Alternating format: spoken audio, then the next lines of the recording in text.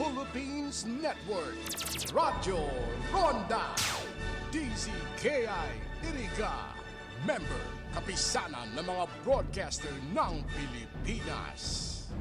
The following program is a paid broadcast. Any comments, views, and opinions expressed therein are those of the speakers himself and does not necessarily reflect those of the management and staff of this station. Bareta Aksyon, asin informasyon, sari-sari, halo-halong bareta na napapanahon, aksyon na dapat inuton, asin mga informasyon na pwedeng pakinabangan kan mga namamanwaan. Bareta Aksyon, asin informasyon, ngunyan sa indo ng madadango kada Lunes hasta Biyernes, alas 5 hasta alas 6 ng paghahapon, digdi sana sa indong pinagkakatiwalaan na istasyon, Radyo Ronda, DZKI Iriga. Kaiba ang sa indong lingkod, Elma de Lima Gaspe. Laila de Lima, ating ibalik ang hustisya at pag-asa laban. Laila, Laila de Lima, ating ipanalo ang laban ng Pilipino. Nais natin ang liwanag ng bukas, tayo na't lumaban, ibalik ang hustisya. Nais natin sumulong ang bansa, tumindig, kumilos, lumahok at magpasya. Laban, Laila, Laila de Lima, ating ibalik ang hustisya at pag-asa. Laban, Laila, Laila de Lima, ating ipanalo ang laban ng Pilipino. Laban, Laila, Laila de Lima, ating ibalik ang hustisya at pag-asa. Laban, Laila, Laila de Lima, ating ipanalo ang laban ng Pilipino. Laban, Laila, Laila de Lima, ating ibalik ang hustisya at pag-asa. Laban, Laila, Laila de Lima, ating ipanalo ang laban ng Pilipino. Laban, Laila, Laila de Lima, ating ibalik ang hustisya at pag-asa. Laban, Laila, Laila de Lima, ating ipanalo ang laban ng Pilipino. Ang tunay na pagbabago, walang patayan at paggagancho, maayos na sitwasyon, maunlad na nasyon, inuuna ang bansa, hindi China o ganansya, nakapwesto sa gobyerno, dapat hindi dorobo. Laban, Laila, Laila de Lima, ating ibalik ang hustisya at pag-asa. Laban, Laila, Laila de Lima, ating ipanalo ang laban ng Pilipinas. Okay, ating ipanalo ang laban ng Pilipino, ng buong Pilipinas. Of course, buong Pilipinas. Buong Pilipinas, ang mga Pilipino. Ipaglaban natin. Ibalik natin ang hustisya para sa kagandahang ng ating Pilipinas ngayong mag-i-eleksyon pa naman. Laila So, Laila de Lima, ibalik sa hustisya para sa ating bansa. at pag-asa. Ibalik sa Senado para magkaroon tayo ulit ng human rights and of course, hustisya para sa mga nasa laylayan. Good afternoon po. Good afternoon at Diyos marahay na hapon po. Magandang hapon din po sa gabos-gabos na tagapaghinanyog kan programang Bareta Aksyon na Informasyon. Ayan, nasang oras naman po kayo kaya na makikipagsalamuha sa akin po. Mag-text po kayo, mag-react po kayo. Panganigwa po akong katabang kung anong gusto nyo ipaabot regarding sa satuyang mga nangyayari at mga pangyayari sa ating palibot-libot. Lalo na this time na talagang nagkakagulo na po ng gusto. Napakaingay na po ng mga soundtracking natin sa mga nangangampanya sa local mga candidates. So, ang satuya po makakaibanan, yaon po si Sir Jimson Toriano Oco sa technical side. Ayan man po ang ating pinaka-chief engineer, Abilin Don Toralio. And of course, siya man po si Abilin, ayan po, si Rodel Cesar. Si Rodel Cesar sa information. Ayan po, masyado kasi akong tuwang-tuwa ako ngayon. Masayang-masaya ako. And of course, siya man po duman sa transmitter, si Sir Chabe na Obrang. Kaiba naman duman si Tony Matic Saison. And of course, ako po ang sindong kaibanan, pero may kaibanan every day, Monday to Friday. Of course, I'm happy. I just want to be happy because it's my natural day today. Although ang handaan po ay na-advance last Saturday. Pero pwede man siguro kung igwapa. Pero ano kaya sa tingin ninyo? Ano kaya sa tingin mo, Jimson Oco? Meron pa ba o talagang wala na? Okay, sa kadikit na pamayaman sa to yung mga barita ngunyan. Ayaw ko sana magbarita. Ang gusto ko sana ay tumawa na lang po ako dito. Just to enjoy the program since it is a special day for me. Okay, sa kadikit na mga barita. Pamayo sa kaunting barita na sa tuwing talat at talakayon sa ngunyan. Mga kandidato, mag-espiya sa kalaban, isumbong ang paglabag sa COMELEC. Terminal 4 ng NAIA, balik operasyon na. 2022 Mining Engineers Licensure Exam, ayan po. Iniorong ng PRC sa Agosto.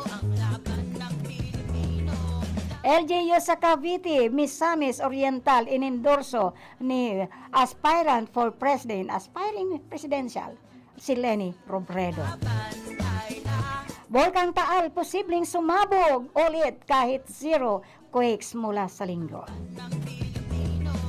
Okay, mga barangay responsible owner of dog and bro program with dog tagging with sa Legazpi City. Bilang parte sa ika-71 na anibersaryo ng DSWD, formal na binuksan ngayong ika-28 ng Marso kahapon. Naka-display sa isang mall sa Legazpi City ang mga produktong likha ng benepisyaryo sa Sustainable Livelihood Program ng Department of Social Welfare and Development, Bicol, kaugnay ng pagdiriwang ng ika-71 anibersaryo ng DSWD.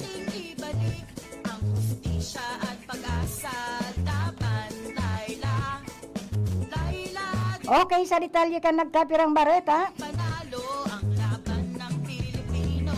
Hinimok ng Commission on Elections, COMELEC, ang mga kandidato na mag-espiya ng kanilang mga kalabang kandidato at i-report ang posible nitong election violations habang umiinit ang kampanyahan na mahigit isang buwan na lamang bago ang May 9 elections. Doon po sa magkakalaban, maganda po monitoran kayo. Maganda kayo mismo ang matitingin. Papansin sa mga kalaban nyo sa posisyon at isumbong nyo sa amin ang yan po. At yan po ay aaksyonan namin. Totoo, sabi ni Commissioner George Garcia sa isang public briefing ngayong Lunes. Ginawa ni Garcia ang pahayag matapos ang mga reports ng umano'y vote buying na nagaganap sa mga campaign sorties, kung saan agad na bumuo ang COMELEC ng isang interagency task force ayon kay Garcia. Ang task force ay maaari na sariling mag-imbestiga kahit na walang mga complainants.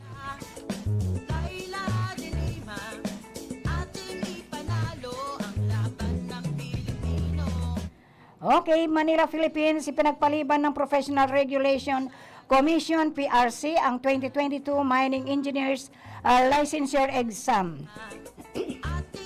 Sa halip na sa Hulyo 11, 12, and 13, ay isasagawa na lamang ang eksaminasyon sa Agosto 24, 25, at 26.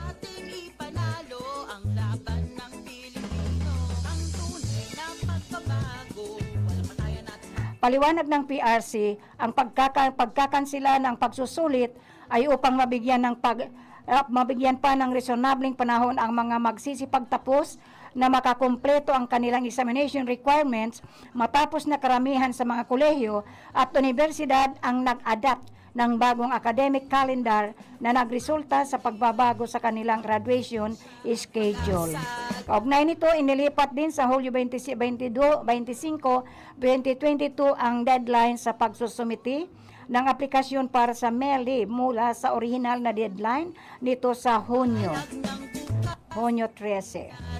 Sa ilalim ng Section 7 ng Republic Act No. 8981 o ang PRC Modernization Act 2000, may kapangyarihan ang PRC na mga siwa at magsagawa ng mga licensure exam as ng iba't ibang regulatory board alinsunod sa mga alituntunin at regulasyon na maaari nitong ipahayag kabilang ang pagtatakda ng lugar at petsa ng pagsusulit. Manila, Philippines, isang kalahating buwan bago ang eleksyon ay dumarami lalo ng mga local executives na sumusuporta kay Vice President Leni Robredo para maging susunod na Pangulo ng bansa, indikasyon na lumalakas ang kanyang kampanya laban sa anak ng diktador na si Ferdinand Bongbong Marcos Jr. Sa Cavite ay pinatunayan ni Cavite 4th District Representative Elpidio Barsaga, Pangulo ng National Unity Party, na hindi solid Marcos Jr. ang probinsya salungat sa pinakakalat ni Governor John V. Cremolya. Tumindig si Barsaga para sa Robredo kahit pa ang kanyang sariling partido ay sumusuporta kay Marcos. If we based it on her track record, naniwala ako na that she is the most qualified to be elected as president. Ayon kay Barsaga, kapag siya ang naging Pangulo, talagang magkakaroon tayo ng gobyernong tapat, aangat ang buhay ng lahat. Suportado rin ni Robredo na may bahay ni Barsaga na si Dasmariñas Mayor Jenny Barsaga. Tinuturing na vote-rich city ang Dasmariñas, Cavite dahil meron itong higit sa 400,000 botante. Sa isa ring rally sa Imus, Cavite ay pinahayag ni Cavite 3rd District Representative Alex Advincola ang suporta niya kay Robredo. Tumatakbo bilang mayor ng Imus ngayon si Advincola. Matatandaan na isang higanting rally para kay Robredo at kanyang running mate na si Senator Kiko Pangilinan ang naganap sa Cavite noong March 4 sa General Trias City kung saan 50,000 supporters ng tandem ang dumalo at pinakitang Leni Kiko sa darating na halalan. Kahapon naman, inanunsyo ni Misamis Oriental 2nd District Representative Juliet Uy at ng kanyang buong Team Unity ticket ang suporta nila para kay Robredo. Nakatrabaho rin ng anak ni Uy na si Villanueva Mayor Jenny Mendez si Robredo sa Kongreso. Sinabi ni Mendez na bago pa man managing public official, ang Vice Presidente ay naging lingkod bayan muna siya, lalo na para sa mga nasa laylayan ng lipunan. Para kay re-electionist Misamis Oriental Vice Governor Joey Pelaez, prinsipyo ang sinunod ng Team Unity nang piliin nila si Robredo bilang kandidatong ini-endorso. Volkang Taal, posibleng sumabog ulit kahit zero quakes mula sa nung linggo. Batangas, may posibilidad pa rin na muling sumabog ang Volkang Taal kahit na walang naitalang volcanic earthquake sa paligid nito mula noong linggo. Ayon kay PhilBox Director Undersecretary Renato Solidum Jr., ang biglaang pagbaba ng sulfur dioxide emission noong linggo sa 1,142 tonelada ay maaaring resulta ng harang sa main crater. Posible pang magkaroon ng mga pagsabog dyan sa Taal Volcano, lalong-lalo na sa main crater kasi yung magma ay nandyan sa mababaw na parte at ang interaksyon ng magma at tubig ang sanhi ng pagpapasabog ani Solidum sa panayam sa balitang hali. Kung mapapansin din natin, bumaba ng bigla ang sulfur dioxide gas kahapon. Mahigit 1,000 lamang ang posibleng nagkaroon ng pagbara sa daanan ng gas kaya nagkaroon pa rin ng pressurization dagdag niya. Bagamat walang mga pagyanig at patuloy naman sa pag-akyat sa bunganga ng bulkan ang mainit na volcanic fluid na lumilikha ng usok na may taas na 1,000 metro. Ang pagtaas ng alert level ay walang time window. Kapag nakakita tayo ng parametro na nagsasabing posibleng magkakaroon ng mas malakas na pagsabog, pwede tayo magtaas kaagad. Paliwanag niya. Yung pagbaba ng alert level, for example, from 3 to 2, ay kailangan natin ng 2 linggo na makita natin na talagang tuluyang humuhupa at bumababa ang mga parametro na ating nasusukat dyan sa Taal Volcano, dagdag pa ni Salidom. Kasalukuyang nasa alert level 3 ang Bulkang Taal.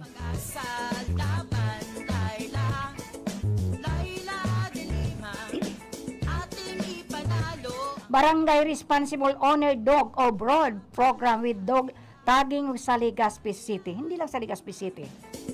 Ililunsar kan Legazpi City Veterinary Office ang BROD o Barangay Responsible Owners of Dog o BROD na may kasabay na dog tagging sa Kugon Central School, covered court sa aga hasta sa Marso 30. Obheto kan programang ini na mabawasan ang bilang kan mga stray dogs.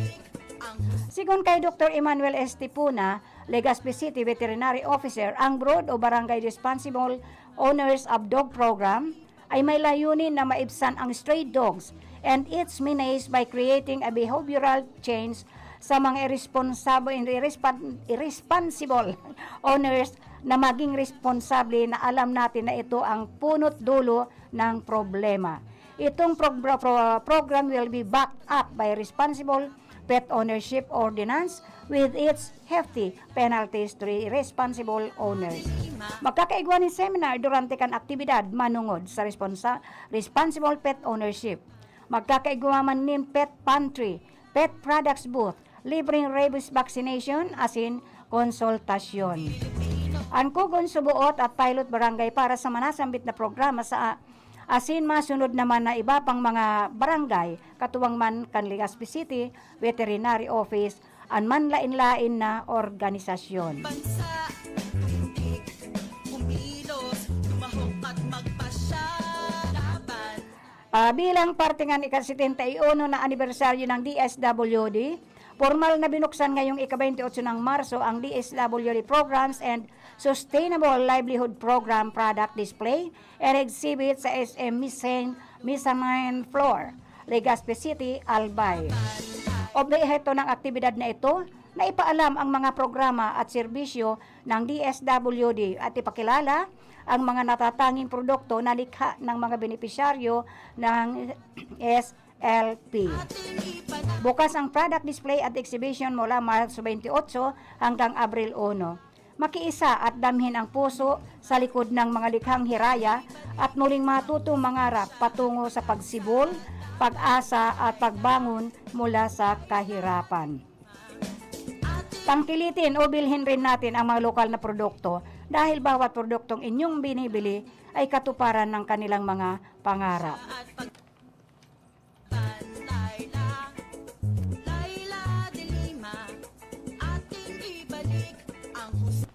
At pag-asa, laban, Layla, Layla de Lima, ating ipanalo ang laban ng Pilipino. Ang tunay na pagbabago, walang katayan at paggagancho, maayos na sitwasyon, maunlad na nasyon, inuuna ang bansa, hindi China o ganansya, nakapwesto sa gobyerno, dapat hindi robo.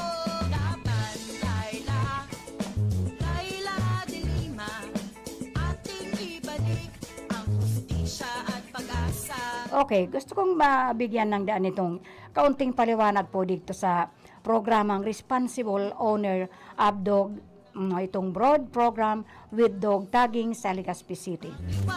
What I think, it is not only Legazpi City. Dahil dito nga sa Iriga, the past months yata yun, napag-ulayan na uusapan na po itong regarding sa mga stray dogs na ini. Dahil ining may stray dogs na ini, kadakol po ka nagiging dahilan ka ini, kadakol po na naaaksidente. Igwa pong mga nabarian na, kung ano-anong nabari sa enda, ang braso, usually ang legs po. Dahil pag nasagasaan ini mga stray dogs na ini, at minsan pa naman sa banggi, malimit po sa banggi, even nga pag-araw po, kadakol na bako nang dai mabilang ang mga naaksidente regarding this mga stray dogs. So, lagi po ining napapanahon, lagi po ining napag-uulayan. Pirmi na lang po ini, pero hindi po nare-realize na wala tayong makita mga stray dogs. Dahil minsan nga naman, ang problema kung saan ikukulong. Huhulihin nga nila. O, saan naman ikukulong? At pag naikulong naman, do you think na yung mga pet owners na yon tutubusin pa nila? Mahal din ang pagtubos eh. May multa rin, bibilangan ka rin per day. O para bang yung adaptation nito, tutubusin mo. So, kung kayo, hindi nyo kayang asikasuhin ang inyong mga alagang hayop, especially itong mga kaasuhan, itong mga askal na ini, pag-isip-isipan po niya to, tapag yan nakakagat, sobra pong mahal, napakamahal po ng makakagat ang aso nyo. Ang vaccination lang po nito, umaabot na ng 6,000. 6,000 po mahigit. Yung vaccination lang po yon sa nakagat. How about yung multa? May kaukulang multa po ito. Mahal po ang multa kainin makakagat. And kayo po ang mananagot doon sa vaccination nito by anti-rabies. So, kung hindi rin nyo lang naman nyo kayang asikasuhin ang inyong mga aso, hindi nyo kayang ikaitali, ikadena, or hindi nyo kayang magkaroon ng dog house or kulungan, wag na po tayo niyan. Mabuti ining pusa hindi gaanong nakakapirwisyo sa mga nagmumotorsiklo. Mabuti kung yan lahat ng nagdadaan dyan sa kalye ay mga 4 wheels. Pero malimit ang biktima. Ang biktima, malimit po, biktima ng aso. Dito mga stray dogs ay yung mga nagmumotor. Motorsiklo po. Minsan nga ingat na ingat din ako.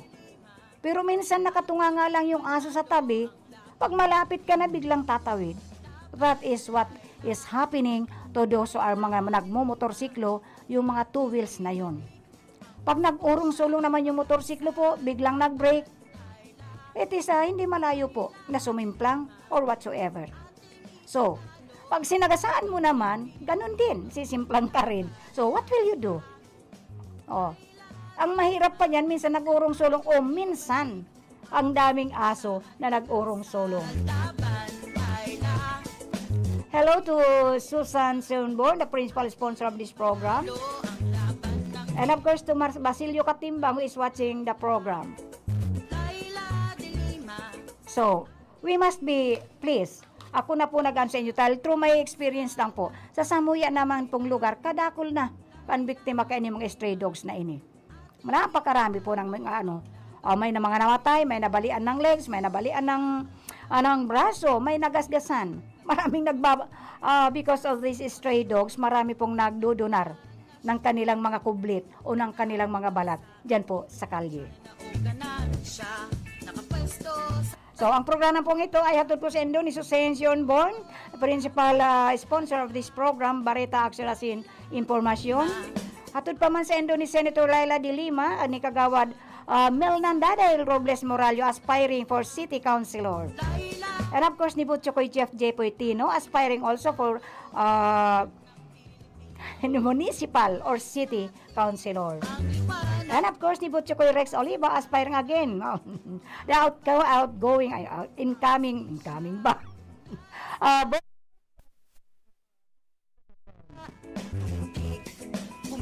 And of course, kan Sarangi Motor Parts and Services.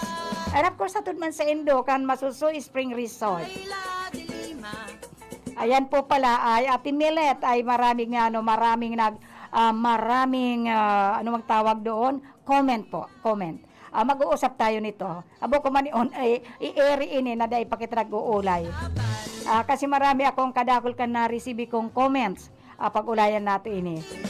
Pero kasi sobra-sobra pa ang dami po ng mga nagkakarigos diyan sa Masuso Spring Resort. Kasi po ngayon yan lang po ang resort na may fresh water and free flowing water sa kanilang mga different swimming pools.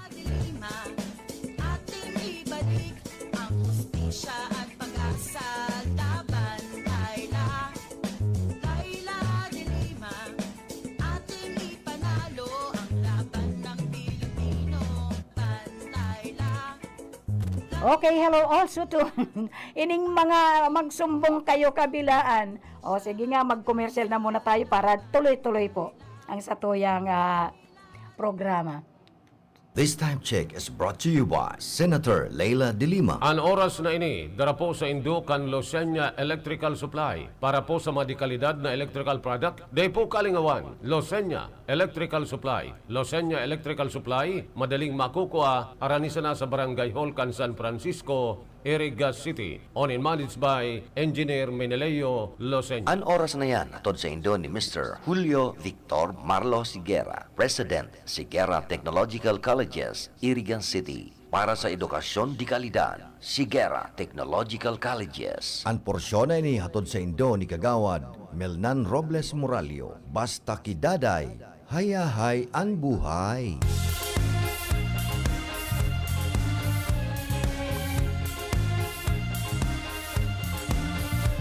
Karapatan ng mga patay, aking ipaglalaban. Mga kababaihan, ang poprotektahan. Boses ng kabataan, aking pakikinggan. Ating kalusugan, ang ingatan. Paglilingkuran ng mga irigente. Magsisilbing magandang ihemplo. Lagi kayong una sa puso ko. Dahil kay Daday, hayay ang buhay.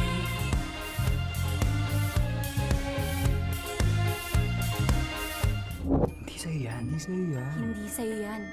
Maliit man o malaki, ang korupsyon ay korupsyon. Kapag hinayaan, sisirain nito ang kinabukasan ng bayan. Kaya maglakas loob sumigaw ng, Hindi sa'yo yan. hindi sa'yo yan. To report about corruption, please contact DOJ Action Center at dojAC@doj.gov.ph.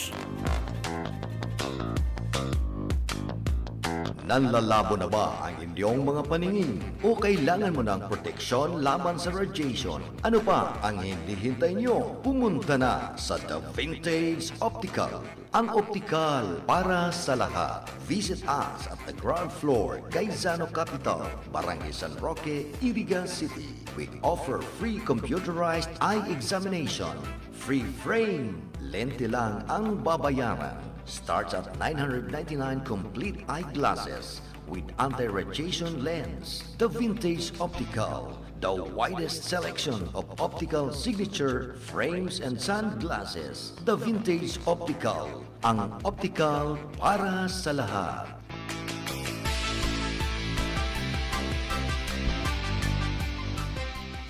Saro sa mga kumonahelang kan mga senior citizen ngunyan, iyo ang katarata. Pagigwakan katarata, malabo ang paghiling mo, taigwang puting layer na nakatakop sa mata mo. Kaya lang, mahal magpa-opera ning katarata. An iBerry, an epektibong bulong sa katarata, asin iba pang kamatean sa panlalabo kan mga mata. An iBerry, igwang bilberry, asin ini gibo sa Amerika. Epektibo man an iBerry sa glaucoma, pterygium, astigmatism, pamumula, pagluluha, gatol, asin makulog ang mata dahil sa sobrang paggamit kan cellphone asin computer. An iBerry mababakal sa Mercury Drug, St. Joseph, Watson's, asin sa indong suking butika. Mahalagang paalala, ang iBerry ay hindi gamot at hindi dapat gamiting panggamot sa anumang uri ng sakit.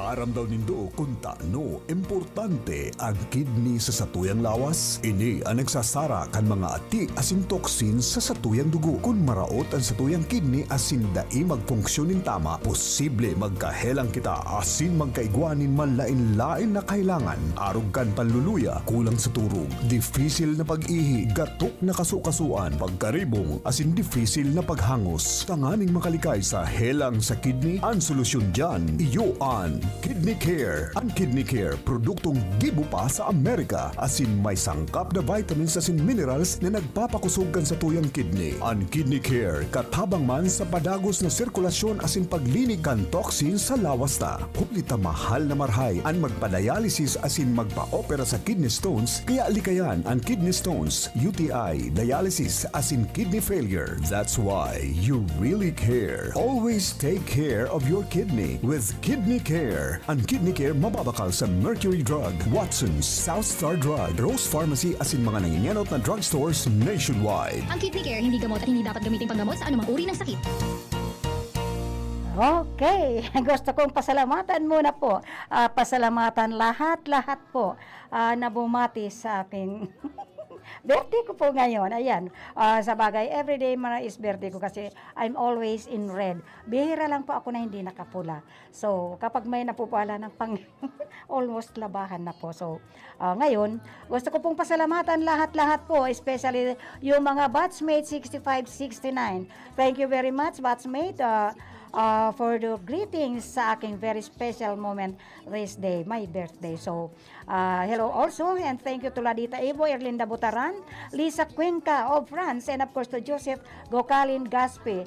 Thank you also to Fra Estela Ligado, Francie Reyes, and of course to Jemelyn Santo Domingo, Engineer Pat Moralio Pablo, and Pinky Contreras, to Cheryl and Toding Castroverde Aquiler, and of course to Nina Gaspe Walo, and to Orhay Barret, Mirando, and to my mga sa mga kapatid ko, to Seni Salabugo, Salagubang, and family, and of course to Mike Riboriano and family, to Boboy de Lima and family, Menard Malate and family, and of course yung mga foreigner, si Nietzsche, Nand Sharma, to Nene Edsel de Lima Esteliena, and of course sa mga anak ko po, kay Ariel, kay Luna, kay Ira, kay Arwen, and of course po kay Mary Ann, kay Austin and Mariana, kay Elizabeth, kay Altos, kay Irene, kay Aaron, and of course to Lorenzo Jos Gaspe. And of course sa aking bunsong apo na si, ayan po, Jevelmina Isabel na umuwi pa ng probinsya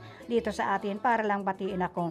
Hello also to Sam Gaspe and family, Marius Mirando, and of course to all those who are from Barangay San Agustin, elected and appointed. Maraming salamat po sa pagbati ninyo. Bukod dun sa mga bumati, I would like also to say sa obituary po. Ang daming obituary, as usual, hindi ko na naman ako yung mga tunay na yung complete name. But of course, si Julianes, ang asawa po ni Marina Julianes, diyan po sa Zone 7, San Agustin, Iriga City. Lulubong na po siya bukas. Ay din namang si Gregorio na grandpa, binawayan na rin po kansa kayang hiram na buhay. Wala pang, hindi ko pa nakuha yung details pero baka magtagal pa yan. But anyways, lahat po ng mga patay dyan, condolence po sa inyo lahat. Kung nais natin. And of course, hello to Muhammad Abmanan. And of course, sa ating nasa mga technical side. Si Engineer Abilindon Torayo. And of course, si Jimson Toriano Oco. Thank you very much po sa mga pagbati ninyo. Melanie Mendoza and Meta Darmes. Hindi ko alam kung mga saan na ba ini. Si Sunny Barkan, mga sa puro greetings lang po sila. Hindi ko na alam kung mga taga saan po ini. But anyway, thank you so much for your greetings to all of you who greeted me. Ating ipanalo. Si Robic Daduya of Naga City, kumusta po kayo dyan? Muhammad Ali and Vincent Peter Epe, Muhammad El Subi, and of course to si Ranilia family. Thank you very much po. And to my love, Kim Lauren. And of course, James Wally Osas, ni Jemelyn Santo Domingo, Army Amoroso, and kay Osman Khan. Thank you very much po for your greetings. And of course, to Isidro Sapi, Nidia Nad Sharma, and Mariby Cribagto. And of course, to Ate Sonia Serranilia Briones. Thank you to the Delima Serranilia family for greeting me on my birthday. And of course, to my Apo Lorenzo Jos Gaspe, to Marilyn Albar Orbon, Kat Boboy Guevara, aspiring again for City Kagawan, City Councilor. And of course, to Family Grand Reunion, Seriaco and Honorata de la Cruz Gaspe. And also to my bro, Abi de Lima, Aaron de la Serna. And of course, to Rosa Banyaria, kay Ami Jun Amel, dayan. Sa kumpare ko si Elias Corporal, my friend, my love friend, Fidel Reyes. And of course, sa aking apo, Arwen Lacambini Gaspe. And of course, kay Ann Leti, kumusta ka dyan, Ludi Briñas? And of course, official Antonio Clan Antonio Gaspi Clan. And also, thank you to Lorenzo J. Pascua, Josephine Cabugos, and of course, to my own, Uchi de Lima, Alin Merino, and Roy Nacabarlos Jimenez. Ayan, naubos po yung oras ko kasi thank you to all those who greeted me on this very special day today, which is my birthday. And of course, to all my relatives over there, Muhammad Abi Aman, and to Jing Jing de Lima Kwan, to Ertrudis Castro Verde Aquiler, and of course, to Manuel Roberto Rodriguez. And of course, to my very own daughter-in-law, Lona Crisostomo Gaspi and family. Sabi ko nga to all my siblings, kila Ariel, Luna, Arwen, and Ira Crisostomo Gaspi. To Mary Ann Gaspi, Aselin, Austin, and Mariana. And of course, kay Raquel, Isabel, Joel, Mina Gaspi. And of course, kay Aaron, kay Aaron, and of course, kay Altos de la Serna, and of course, kay Nonoy Lorenzo Jos Gaspi. Ayan po, hinihingal ako. But anyway, thank you very much for watching the program. Hello to Masusoy Spring Resort, and of course, kay Senator Laila de Lima, Kagawad Melnanda de Robles Moralio, aspiring for City Councilor. To Botchokoy Rex Oleva, aspiring again for board member. And Rodolfo Jeff J. Poitino, aspiring for City Councilor. Ibalik ang hustisya at pag-asa. Laban, Laila, Laila de Lima. Ating ipanalo ang laban ng Pilipino. Laban, Laila, Laila de Lima. Ating ibalik ang hustisya at pag-asa. Laban, Laila, Laila de Lima. Ating ipanalo ang laban ng Pilipino. Tunay na pagbabago, walang patayan at panggagancho. Kay Senator Laila de Lima, may hustisya. Si Senator Laila, ang tanging dahilan kung bakit siya nasa kulungan dahil isa siya sa pinakauna at pinakamatapang na tumindig laban sa patayan. Ipinaglalaban niya ang buhay at karapatan ng mga Pilipino. Ipagpapatuloy niya ang laban na ito sa susunod na Senado. Karangalan kong mapabilang sa hanay natin si Senator Laila. Kay Senator Laila de Lima, may hustisya. Ibalik ang hustisya. Ayan nga po, ibalik ang hustisya. Paano ibabalik yan? Ibalik natin si Senator Laila de Lima sa Senado upang maibalik din ang human rights and ang hustisya ng bansang Pilipinas. Hinanyugon niya to si Lolo General kung ano ini-endorso niya. Sabi nga niya, sabi ko araw-araw, ipaparinig ko sa inyo. Because this is a very important reminder to all of us Bicolanos all over the world. Okay, hinanyugon po si Lolo General Jaime Fabregas. Ako po si Jaime Fabregas. May iapot po ako sa Indo. Tano daw, ta sa bilog na istorya ng Pilipinas.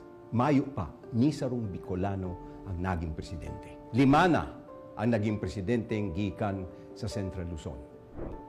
Puon ki Ramon Magsaysay na taga Zambales. Ang mag-amang Diosdado makapaghala sin Gloria Macapagal Arroyo na halikman sa Pampanga. Ang mag-inang Cory asin Noynoy Aquino na haling Tarlac.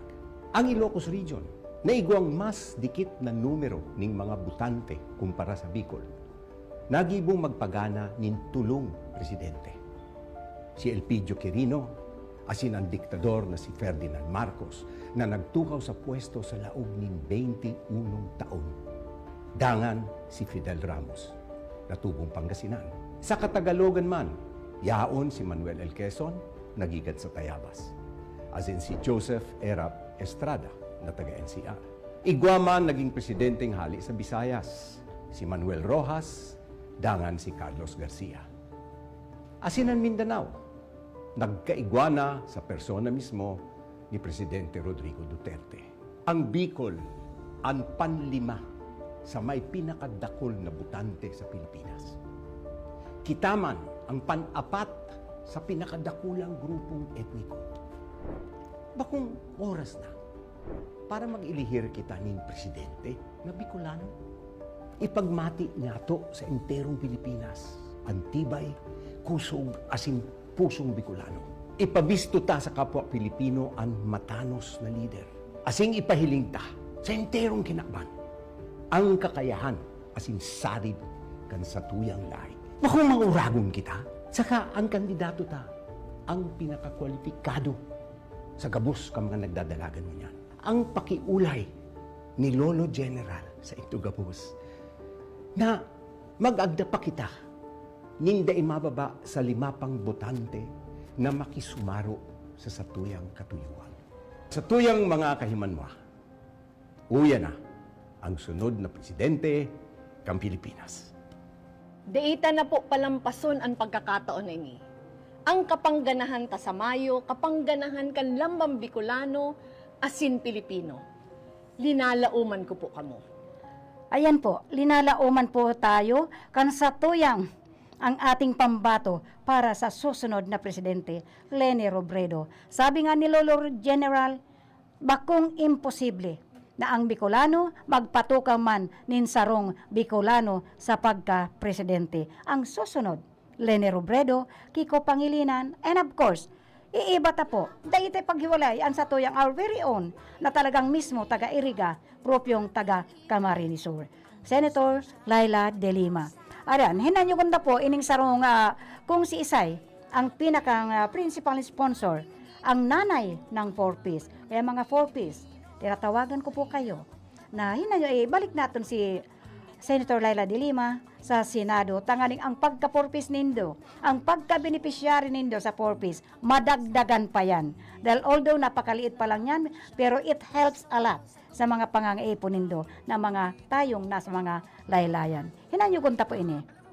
Si Senator Laila De Lima ay tinaguriang ina ng 4-piece dahil siya ang nagtaguyod ng RA 11310 o Pantawid Pamilyang Pilipino Program Law upang maiangat ang antas ng pamumuhay ng mga kababayan nating mahihirap na nasa mahigit 4.4 milyong pamilyang Pilipino at madaragdagan pa. Ang ating kapangyarihan ay para sa mga walang kapangyarihan. Salamat, Senator Laila De Lima, sa pagpasa ng batas sa 4-piece. May laban kami sa gutom at sakit. Kasama mo kami sa laban mo, Senator Laila. Yan si Senador Laila. Kahit ginipit at ipinakulong, nagtatrabaho, lumalaban. Ibalik ang hustisya. Ayan po, ibalik ang hustisya. Ipaglaban si Senator Laila De Lima na maibalik sa Senado. Hustisya at pag-asa. Laban, Laila. Laila De Lima. Bigyan na naman ako ditong gustong linawin sa mga sinasabi ng ating very own Senator Laila De Lima.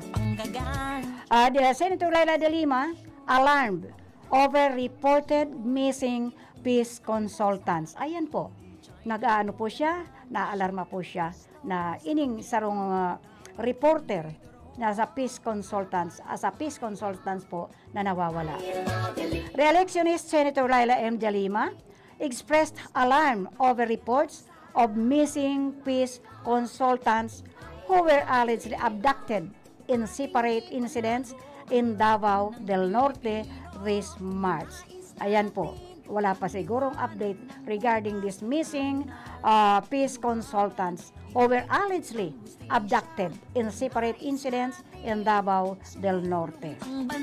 Senator Laila De Lima, a social justice and human rights champion, joined calls from the human rights community in urging authorities and the Commission of Human Rights to thoroughly investigate these incidents and help search for the missing personality.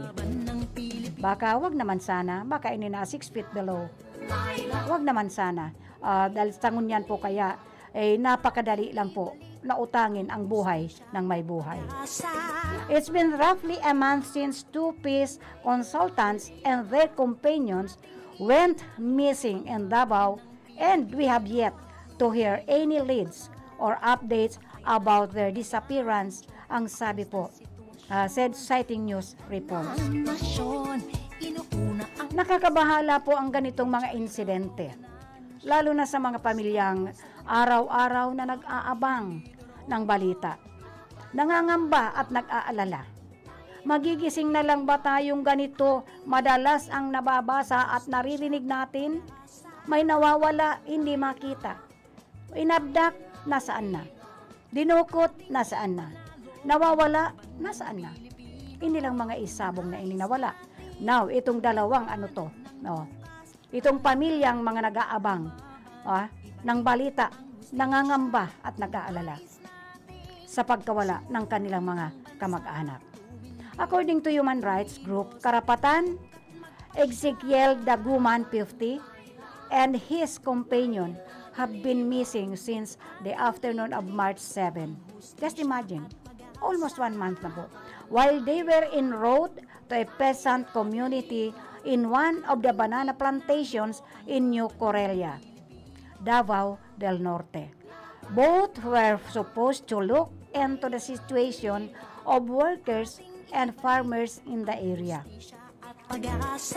Edwin Alcid and his 2 companions, for their part, were allegedly accosted by soldiers on March 8 in Katubig, Northern Samar. Reportedly, all 5 have yet to be found of its writing. De Lima, a former CHR chairperson, said, "These kinds of disappearances should not be ignored, lest we want more disappearances involving peace consultations, human rights defenders, and social workers to happen." Bakit ba ganito? Ano bang pagkakamali nila? At basta na lang nawawala nang walang nalalaman ang pamilya. Pabalik na naman ba tayo sa panahon ng mga desaparecidos? Kailanman hindi pwedeng manahimik at magkibit-balikat na lang sa ganitong mga insidente. Hindi pwedeng maging normal ang ganitong mga pagkawala at kultura ng kawalang pananagutan sa ating bansa. Yan po ang lagi sinasabi ni Senator Laila de Lima. Ganito ang nasaksihan natin sa nakalipas na 6 na taon ng gobyerno ni Duterte. Hindi na natin ito dapat maatim at hayaan. Huwag natin hayaang mangyari sa susunod na 6 na taon ng papalit na liderato. So, reportedly, since Duterte's unilateral termination of peace talks in 2017, there has been a series of arrests and killings of peace consultants. Laban ng Pilipino, tunay na pagbabago, walang patayan at panggagancho, maayos na sitwasyon, maulad na nasyon, inuuna ang bansa, hindi China o ganan. So, just this March 29, Hindi tropa,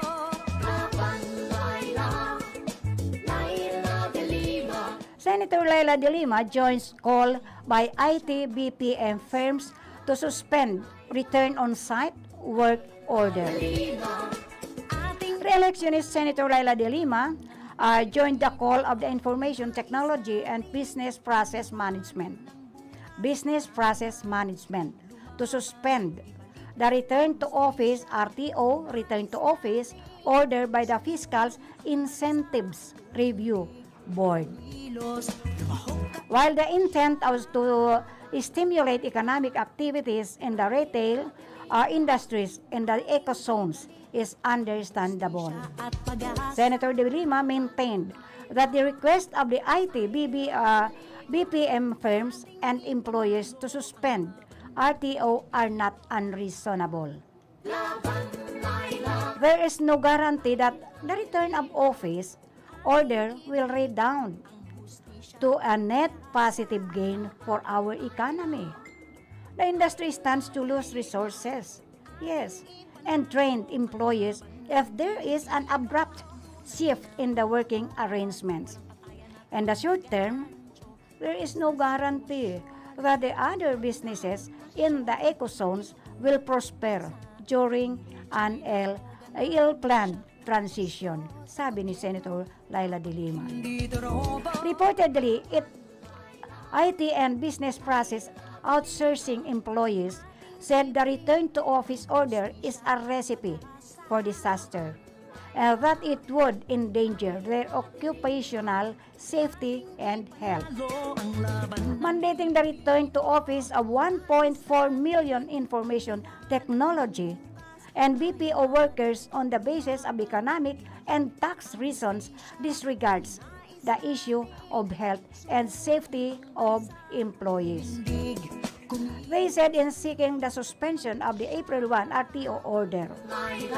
And the resolution number 19-21 issued on September 2021, the FIRB allowed work from home setups for up to 90% of BPO firms workers until March 31 this year amid the persisting impact of COVID-19 pandemic. However, the FIRB reportedly denied the request of BPO firms to extend work from home arrangements beyond the end of March. So, in supporting the call of IT-BPM firms to suspend the RTO order, De Lima pointed out that the pandemic is not over and that while many places in the country are in alert level 1, the danger of the pandemic is still there. So, we are seeing this in other countries who have drastically scaled back on their COVID-19 restrictions. Many IT-BPM employees stay at home to protect their household members who have comorbidities at a high risk of contracting possibly fatal COVID-19 infections. Yun po ang sinasabi ni Senator Laila de Lima. Likewise, Senator de Lima said that the country is in the middle of a transportation crisis. The price of petroleum products is at record heights, and many of our transport services providers are contemplating on cutting back of stopping altogether because the cost of operations is not sustainable. Additionally, Senator Laila de Lima stressed that the WFH arrangement has been proposed to help discongest the traffic by reducing the density of commuting public. Under our WFH arrangement of an IT-BPM firm, productivity is increased due to the removal of inefficiencies brought about by the terrible traffic conditions. Yan po ang sinasabi ni Senator Laila de Lima. Senator Laila de Lima said the hopes that the plea of IT-BPM firms would be heard, considering that the IT-BPM industry was one of our lifelines during the worst days of the pandemic. So, if IT-BPM firms invested in WFH arrangements for their employees and it works for everyone concerned, they were able to observe the health protocols implemented by the IATF. The employees kept their jobs and the economy lived to fight another day. This was not an insignificant achievement. Yun po ang sinasabi ni Senator Laila de Lima. Yan po. It is the dispatch from Crime number 1239, Senator Laila M. de Lima, expressing support to calls for the external ang hustisya at pag-asa.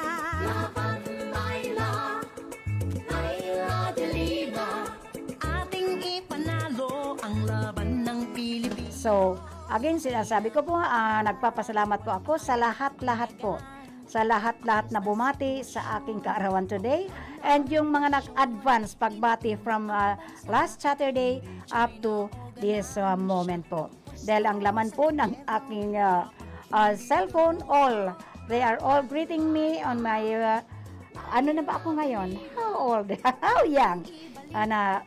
But of course, those may mga boyfriends all over the world, especially those from other countries, that pagbati nila, andyan po sila. Binati po nila ako. Abu Labid, Susan de Lima, Sion Born, Lisa Cuenca of France, and of course, Joseph Vocalen, and of course, sa lahat-lahat po. Lahat-lahat pong bumati, hindi ko na Kim Lauren, James Wally Osas, Vincent Peter Efe, Muhammad Abmanan of Bangladesh, Muhammad El Sobi of New York City, Ahmed El Nobi of Egypt, Taimur Khan of New Delhi, India, Summer Seed, and of course Kino Lucio Rosero of France, Don Victor Walter Frederick, and of course Osman Khan of saan ka na ba ini? But of course, to all the bat 65-69 na bumati sa akin, all over po. And of course, sa mga kamag-anakan ko, to my brothers and sisters na bumati sa akin, thank you, thank you, thank you. And of course, Antonio Gaspi Clan, De Lima Gaspi. And of course, to De Lima Serranilla, kay Gina Almasan, kay Jingjing, De Lima Kwan. And of course, De Lima Mirando, kay family ni Ate Hedy, De Lima Almasan. Kay Mama Lita, and of course, kay Mama Faye family. And of course, to Manu Amy, kay Mais, and of course, kay Manuel de Bourbon. And also to all the Gaspi family all over the world, especially to Alan Christie Gaspi of Limay Bataan, Quadrato Gaspi of Dasmariñas, Efren Gaspi of New Zealand, Domingo Gaspi of Montalban, Nelson Gaspi, Saulo Gaspi of USA, Gaspi Grand Reunion, Gaspi Sorsogon, all over Sorsogon, San Pedro Laguna, Bacoor, and Gaspi La Purísima, San Francisco, Erga City, and of course to Gaspi Grand Reunion. Maraming salamat po sa inyo, sa mga pagbati ninyo, and Kepon. Ang sabi po mga nakaibanan ay nagbamadali na naman po ako sa technical side. Andyan po si Chief Engineer Abelin Dontoralio. Andyan man po si Sir Jameson Toriano Oco. Nasa information si Rodel Cesar. And of course, siya man po duman sa transmitter si Sir Chavena Obra. And of course, ang tandem niya duman, Tony Matic Saison. And of course, ako po ang kaibanan nindo every Monday to Friday. Alas 5 hasta alas 6 ng pagkabanggi, mayo pong iba kong disi ako, si Mana Elma de Lima Gaspi. Nagsasabing thank you, and thank you.